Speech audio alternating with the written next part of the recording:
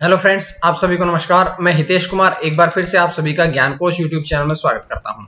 आज है 7 मई और 7 मई से जितनी भी करंट अफेयर्स बनेंगी वो हम आज की वीडियो में पढ़ने वाले हैं। इस वीडियो का पीडीएफ आप सभी को ज्ञान कोश नाम से Facebook page, Telegram channel, WhatsApp group और ज्ञान कोश ऐप से मिल जाएगा। सबका लिंक डिस्क्रिप्शन में दिया हुआ है, आप लोग आसानी से डाउनलोड कर लीजिएगा। तो चलिए शुरू करते हैं आज की करंट अफेयर्स। करंट अफेयर्स शुरू करने से पहले आपको बता दूं कि बहुत जल्द अब हम लाइव आकर के करंट अफेयर्स को पढ़ना शुरू करें, क्योंकि लॉकडाउन है और इस वजह से लाइटिंग की थोड़ी प्रॉब्लम हो रही है। बाकी सेटअप पूरा स्टूडियो तैयार हो चुका है। आप लोगों को बहुत जल्द आप लोगों के लिए लाइव क्लासेस शुरू करी जाएगी। तो चलिए बात करते हैं पहले प्रश्न की कि विश्व एथलेटिक्स दिवस कब मनाया जाता है। विश्व एथलेटिक्स दिवस कब मनाया जाता है? तो 4 ऑप्शन है, 7 मार्च, 7 अप्रैल, मई, जून। तो ये कब मनाया जाता है? तो देखिएगा 4 ऑप्शन आप लोगों के पास है। यहां से ऑप्शन सी यानी कि 7 मई, 7 मई जो है ये आपका आंसर बिल्कुल सही होगा। तो 7 मई के दिन जो विश्व एथलेटिक्स दिवस मनाया जाता है। तो अब अगर 7 मई को विश्व एथलेटिक्स दिवस मनाया जाता है तो बाकी 4 दिन क्या मनाया जाता है? देखिएगा, सबके बारे में चर्चा करते हैं कि 7 मार्च को मनाया जाता है राष्ट्रीय वन औषधि दिवस, राष्ट्रीय वन औषधि दिवस। 7 अप्रैल को क्या मनाया जाता है? विश्व स्वास्थ्य दिवस। 7 मई को क्या मनाया जाता है? विश्व एथलेटिक्स दिवस। 7 जून को क्या मनाया जाता है? विश्व खाद्य सुरक्षा दिवस। तो ये 4 पहले प्रश्न से ही जानकारी हमें मिल गई है कि 4 प्रश्नों की जानकारी मिल गई। उसके साथ अब हम बात करेंगे इस प्रश्न की जानकारी। इस प्रश्न की जानकारी की तरफ चलेंगे कि इस दिवस को मनाने की शुरुआत कब हुई थी। तो 1996 में इस दिवस को मनाने की शुरुआत करी गई थी। बात करेंगे किसके द्वारा करी गई थी? तो ये IAAF के द्वारा इसकी शुरुआत करी गई थी। बात करेंगे इस दिवस को मनाने का उद्देश्य क्या है। तो इस दिवस को मनाने का जो उद्देश्य है वो ये है कि एथलेटिक्स के क्षेत्र में नई प्रतिभा और युवाओं को प्रोत्साहित करना। कि जो नई प्रतिभा होती है, नए युवा खिलाड़ी जो होते हैं, उनको एथलेटिक्स के क्षेत्र में प्रोत्साहित करना ही इस दिवस को मनाने का मुख्य उद्देश्य है। अब ये तो है विश्व एथलेटिक्स दिवस, लेकिन राष्ट्रीय खेल दिवस कब मनाया जाता है? राष्ट्रीय खेल दिवस बड़ा इंपॉर्टेंट प्रश्न है। 29 अगस्त को, 29 अगस्त को राष्ट्रीय खेल दिवस मनाया जाता है। और अगर आपसे पूछा जाए कि राष्ट्रीय खेल दिवस किसकी स्मृति में मनाया जाता है, तो ये हॉकी के जादूगर मेजर ध्यानचंद की जयंती के उपलक्ष्य में राष्ट्रीय खेल दिवस जो है ये 29 अगस्त को मनाया जाता है। तो ये जानकारी हमने यहां से पढ़ी। लेकिन देखिएगा, IAAF यहां पर आपने एक टर्म पढ़ी है, इसके बारे में भी थोड़ी जानकारी हम जरूर पढ़ेंगे। क्या जानकारियां है? तो देखिएगा, सबसे पहले इसकी फुल फॉर्म कि IAAF अर्थात international association of athletics federation, international association of athletics federation. उसके बाद बात करें इसका मुख्यालय कहां पे है। तो इसका मुख्यालय है मोनाको में। इसकी स्थापना कब हुई थी? 1912 में इसकी स्थापना हुई थी। कहां पर हुई थी? तो ये इसकी स्थापना स्वीडन में करी गई थी। अगर हम अध्यक्ष की बात करें तो IAAF के जो अध्यक्ष हैं वे है सेबस्टियन कोए जो है वे इसके वर्तमान में अध्यक्ष हैं, चेयरमैन है। तो ये सारी जानकारियां इस प्रश्न की हमने पढ़ ली है। उसके बाद पहले प्रश्न की पूरी जानकारियां समाप्त। दूसरे प्रश्न की तरफ कि दुनिया के सबसे बड़ा हवाई जहाज का उड़ान परीक्षण किसके द्वारा किया गया? दुनिया के सबसे बड़े हवाई जहाज का उड़ान परीक्षण जो है ये किसके द्वारा किया गया? तो 4 ऑप्शन आप लोगों के पास है। यहां से जल्दी से आप देखिएगा कौन सा ऑप्शन सही होना चाहिए। तो 4 ऑप्शन आप लोगों के पास है। यहां से स्ट्रेटो लॉन्च जो है इसके द्वारा दुनिया के सबसे बड़े हवाई जहाज के उड़ान का परीक्षण किया गया है। तो ऑप्शन डी इसका सही रहेगा। लेकिन 4 ऑप्शन की थोड़ी जानकारी कर लेंगे, उसके बाद प्रश्न पे चर्चा करते हैं। तो आइएगा, इंडिगो पहले ऑप्शन में था। अगर हम बात करें इसकी स्थापना कब हुई थी तो 2005 में इंडिगो की स्थापना हुई थी। चेयरमैन कौन है? तो एम दामोदरन जो है वे इंडिगो के चेयरमैन है। दूसरा है एयर अमेरिका की स्थापना जो है 1946 में हुई थी। हमने इसके चेयरमैन का नाम इसलिए नहीं बताया है क्योंकि ये अमेरिका प्रशासन के अधीन कार्य करती है। तो मतलब गवर्नमेंट ऑफ अमेरिका के अधीन ये कार्य करती है। तीसरा ऑप्शन है एयर इंडिया जो है इसकी स्थापना 15 अक्टूबर 1932 में करी गई थी। इसके अध्यक्ष और MD प्रबंध निदेशक की अगर हम बात करें तो इसके अध्यक्ष और MD है राजीव बंसल। तो इस प्रकार से पूरी जानकारी हमें मिली। लेकिन दुनिया के सबसे बड़े जहाज का उड़ान परीक्षण किसने किया है? स्ट्रेटो लॉन्च ने। तो ये जानकारी हमें यहां से देखिएगा, ये डी था, ये ए हो गया है, उसको कोई बात नहीं। उसके बाद बढ़ते हैं अगले प्रश्न की तरफ। अगला प्रश्न बल्कि इस प्रश्न की जानकारियों की तरफ। तो देखिएगा, इसे हाइपरसोनिक वाहनों के परिवहन और अंतरिक्ष तक आसान पहुंच की सुविधा के लिए डिजाइन किया गया। मतलब कि जो अंतरिक्ष में वाहन भेजे जाते हैं, जो अंतरिक्ष में उड़ान करी जाती है, जो अंतरिक्ष में आपके सैटेलाइट वगैरह लॉन्च किए जाते हैं, जो रॉकेट भेजे जाते हैं, उनको परिवहन के लिए इसका कार्य किया जाएगा। और इसका अगर हम बात करें इसका नाम क्या है, तो इसका नाम है रोक, ROC इसका नाम है। इसके पंख जो है उनकी लंबाई की बात करें तो 385 फीट 117 मीटर की लंबाई के इसके पंख हैं, जो कि 321 फीट की ह्यूजेस H4 हरक्यूलिस उड़ान नाव को पार करता है। अगर इसकी खासियत की बात करें तो इसका लक्ष्य यह है कि 5.5 लाख पाउंड का पेलोड ले जाना, यानी कि इतने पाउंड का 5.5 लाख पाउंड का सामान कार्गो को ये लेकर के जा सकता है। और इसकी यह ऊंचाई से यानी कि पृथ्वी से ऊपर जाकर के, पृथ्वी के पर्यावरण से ऊपर जाकर के रॉकेट को लॉन्च करेगा। अब देखिएगा, रॉकेट जो है वो पृथ्वी के ऊपर जाकर के लॉन्च करने का क्या मतलब हुआ? इसका मतलब सिंपल सा ये हुआ कि अगर रॉकेट आपने धरती से प्रक्षेपित करना है तो आपको बहुत ज्यादा पोल्यूशन करना पड़ता है यहां पर। उस पोल्यूशन से बचने के लिए ही अब धरती के जो सीमा होती है उससे ऊपर जाकर के उसे लॉन्च कर दिया जाएगा। तो ये ताकि पर्यावरण जो है वो भी खराब ना हो, नष्ट ना हो, प्रदूषित ना हो।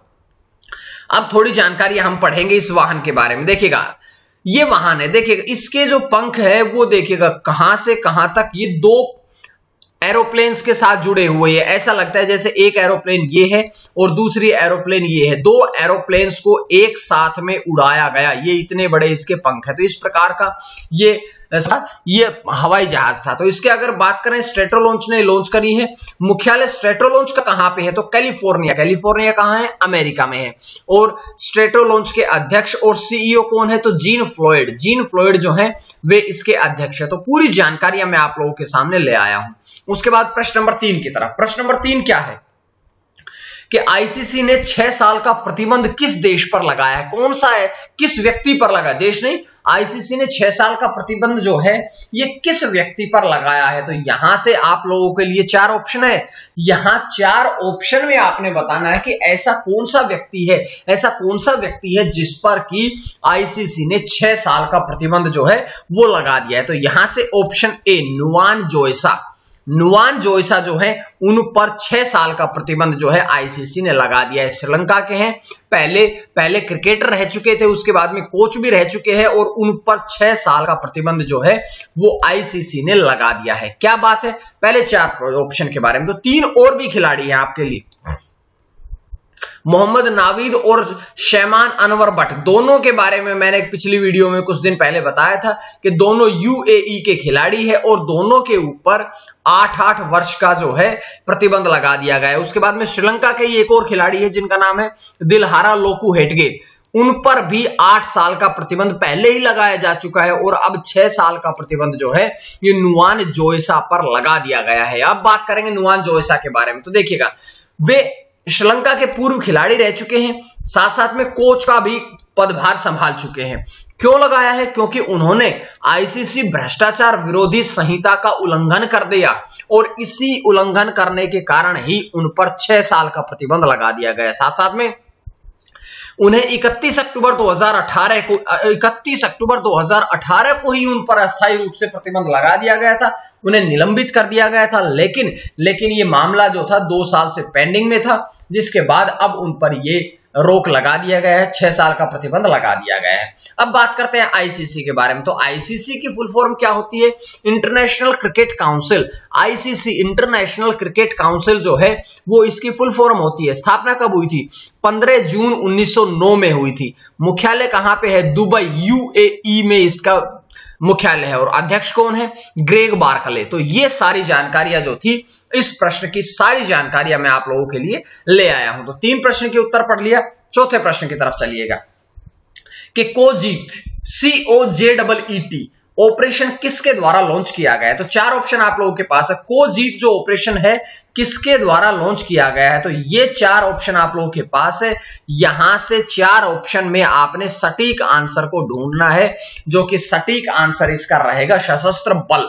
सशस्त्र बल जो है वो इसका बिल्कुल सही आंसर रहेगा। तो ये जानकारियां जो है वो मैंने आपको यहां से दे दी है। और अगर इस जानकारी के बाद हम और जानकारियां पढ़ेंगे तो पहले हम इन ऑप्शन के बारे में पढ़ेंगे। नासा की स्थापना कब हुई थी? 29 जुलाई 1958 को नासा की स्थापना 29 जुलाई 1958 में करी गई थी। मुख्यालय कहां पे है? वाशिंगटन, यूएसए में, यूनाइटेड स्टेट्स अमेरिका में इसका मुख्यालय है। बात करेंगे डब्ल्यूएचओ के बारे में। तो डब्ल्यूएचओ क्या है? डब्ल्यूएचओ वर्ल्ड हेल्थ ऑर्गेनाइजेशन, इसकी स्थापना कब हुई थी? 7 अप्रैल 1948 में। मुख्यालय कहां पे है? जिनेवा, स्विट्जरलैंड में इसका मुख्यालय है। और अगर अंतिम जो ऑप्शन लिखा है उसका नाम है यूनेस्को।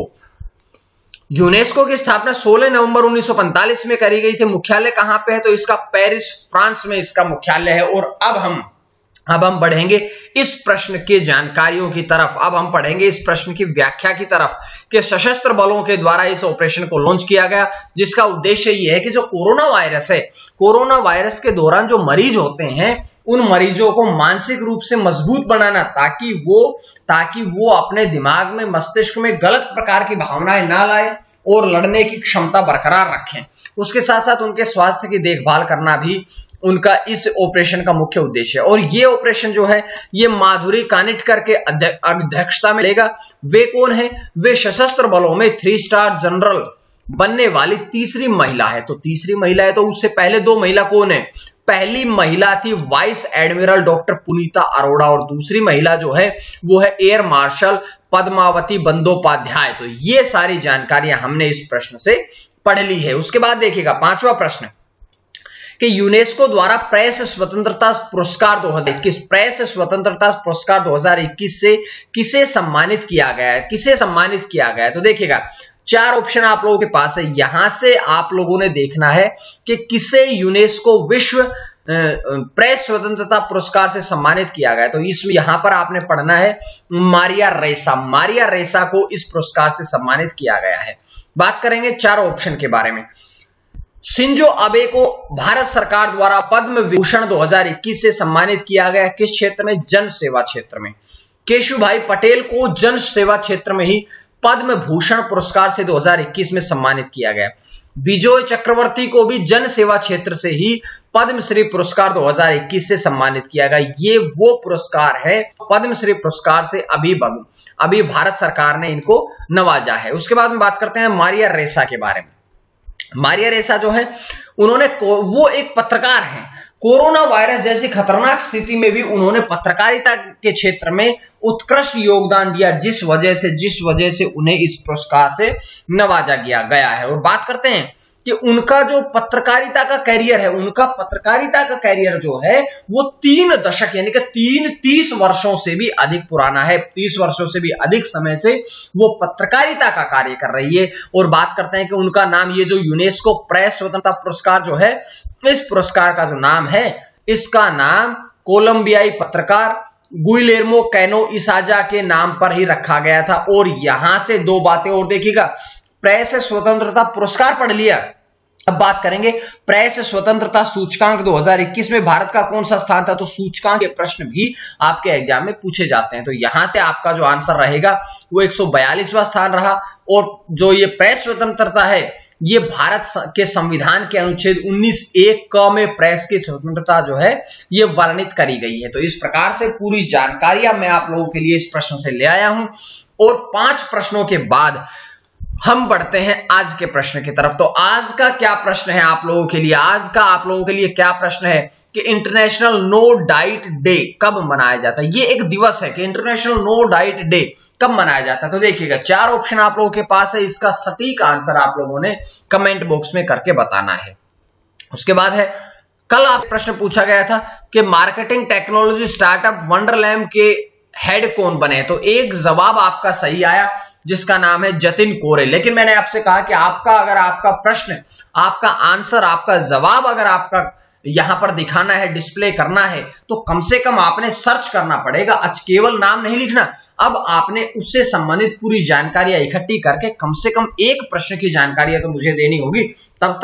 तब आपका नाम मैं यहां पर डिस्प्ले पर कर पाऊंगा। उसके बाद अगला प्रश्न कि विश्व के सबसे कम उम्र के क्रिप्टो बिलियनियर कौन बने हैं? क्रिप्टो बिलियनियर, देखिएगा क्रिप्टो एक करेंसी होती है, आपको पता होना चाहिए। क्रिप्टो एक करेंसी होती है जो कि डिजिटल करेंसी होती है।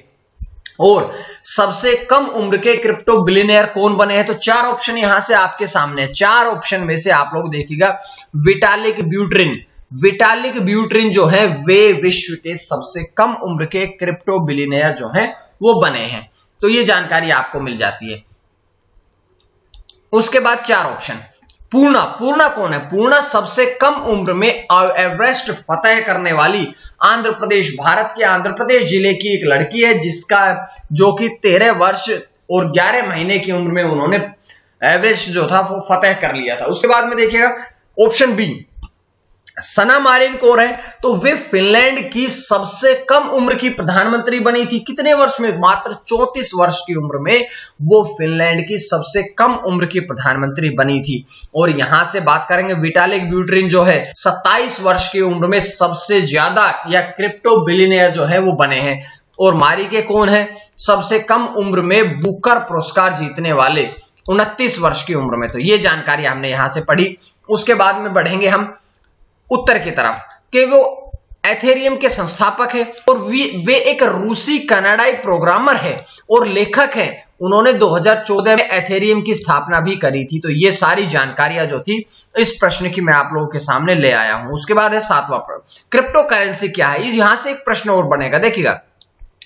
क्रिप्टो करेंसी जो होती है वो एक डिजिटल करेंसी होती है। डिजिटल करेंसी का मतलब ये है कि आपके पास में जेब में रुपए नहीं होंगे, बल्कि एक आभासी करेंसी कहते हैं इसे। डिजिटल करेंसी होती है कि आपके हाथ में कोई वस्तु दे दी जाती है या आपके पास डिजिटल रूप से कोई वस्तु प्रदान की जाती है जिसका आप प्रयोग कर सकते हैं, कहीं भी विश्व में कहीं भी जाकर के प्रयोग कर सकते हैं। इसका सबसे पहले प्रयोग 2009 में बिटकॉइन के रूप में हुआ था और ये एक डिजिटल करेंसी है, इसलिए इसके साथ में धोखाधड़ी नहीं हो सकती है। आपसे पैसे छीन सकते हैं, रुपए गिर सकते हैं, धोखाधड़ी हो सकती है, लेकिन ये डिजिटल होने के कारण इसके साथ में धोखाधड़ी नहीं होगी और इस पर किसी सरकार का नियंत्रण नहीं होता है, इसलिए इसका मूल्य भी कभी गिरता नहीं है। लगातार इस क्रिप्टो करेंसी का जो मूल्य है लगातार बढ़ता रहता है। उसके बाद 7वां प्रश्न कि बच्चों के लिए कोरोना वैक्सीन को मंजूरी देने वाला विश्व का पहला देश कौन बना है? उससे पहले देख लीजिएगा कि भारत में भी 1 मई से 18 वर्ष से ऊपर के लोग हैं। 1 मई से ये कोरोना वैक्सीन का तीसरा चरण शुरू हुआ। मैं आपको जानकारी दे चुका हूं कि ये जो है इसमें 18 वर्ष से ऊपर के लोगों के लिए ये कोरोना वायरस वैक्सीन चली है। लेकिन ऐसा कौन सा देश है जिसने बच्चों को मंजूरी दे दी, बच्चों को भी कोरोना वायरस टीका लगाने की? तो ये देश है कनाडा। ऑप्शन सी आपका सही रहेगा। बात करेंगे पूरी जानकारी है।